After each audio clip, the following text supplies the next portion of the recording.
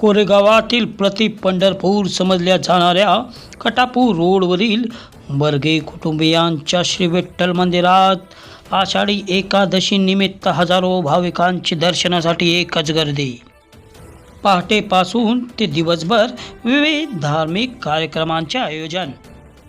श्री विठ्ठलाच्या भेटीची आस घेऊन लाखो पावले पंढरीकडे निघतात, ती म्हणजे वारी। हा केवळ धार्मिक किंवा भक्ती सोहळा नाही, तर महाराष्ट्राच्या सांस्कृतिक, सामाजिक आणि आध्यात्मिक जीवनाचा आत्मा आहे। शेकडो वर्षांपासून अखंड सुरू असलेली ही परंपरा महाराष्ट्राला एकसंध ठेवणारी, संत विचारांचा प्रसार करणारी आणि समाजाला नैतिकतेची दिशा देणारी आहे। वारी एक जीवन पद्धती आहे, सामूहिक साधना आहे, लोक शिक्षणाची प्रभावी यंत्रणा आहे आणि संतांनी घडवलेल्या महाराष्ट्राच्या संस्काराचा अविभाज्य भाग आहे। या वारीच्या सोहळ्याचा मुख्य भक्तिमय दिवस म्हणजे आषाढी एकादशी। याच भक्तिमय आषाढी एकादशीचे औचित्य साधून कोरेगाव शहरातील व तालुक्यातील सर्वात जुने मंदिर असलेल्या कोरेगाव शहरातील आरपर कॉलनी परिसरातील कटापूर रोडवर कैलासवासी साहेबराव सर्जेराव बर्गे पाटील यांनी सुमारे 152 वर्षापूर्वी बांधलेल्या श्री विठ्ठल रुक्मिणी मंदिरात आषाढी एकादशी निमित्त शहर व पंचक्रोशीतील हजारो भाविकांनी पहाटेपासूनच दर्शनासाठी एकच गर्दी केली होती। भजन, कीर्तन, महाआरती, भाविकांसाठी फराळांचे पदार्थ, मंडप व्यवस्था, येण्या जाण्यासाठी वाहन व्यवस्था बर्गे कुटुंबियांतर्फे करण्यात आली होती। आषाढी एकादशी निमित्त मंदिराला आकर्षक रंगरंगोटी, आकर्षक विद्युत रोषणाई व फुलांची सजावट करण्यात आली होती। नगरसेवक प्रीतम भैया बर्गे, त्यांचे बंधू तुषार बर्गे व प्रदीप बर्गे तसेच संतोष बर्गे उर्फ बाबू व प्रीतम भैया बर्गे मित्रमंडळातर्फे भाविकांची दर्शनासाठी योग्य ती सोयी सुविधा करण्यात आल्या होत्या। दुपारी 12 वाजता श्री व सौ प्रीतमानंदराव बर्गे व श्री व सौ संभाजी रामचंद्र बर्गे यांच्या हस्ते महाआरती संपन्न झाली।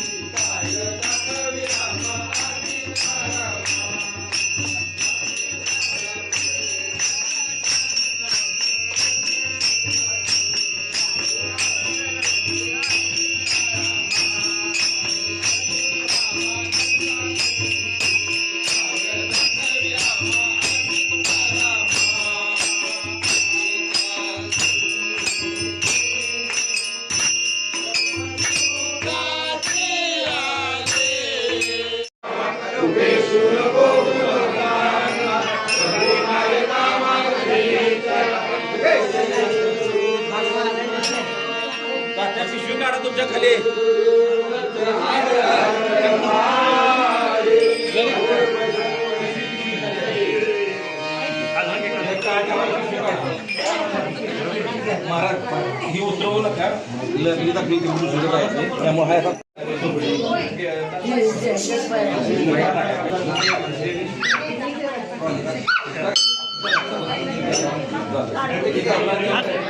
घर देऊ दे कमी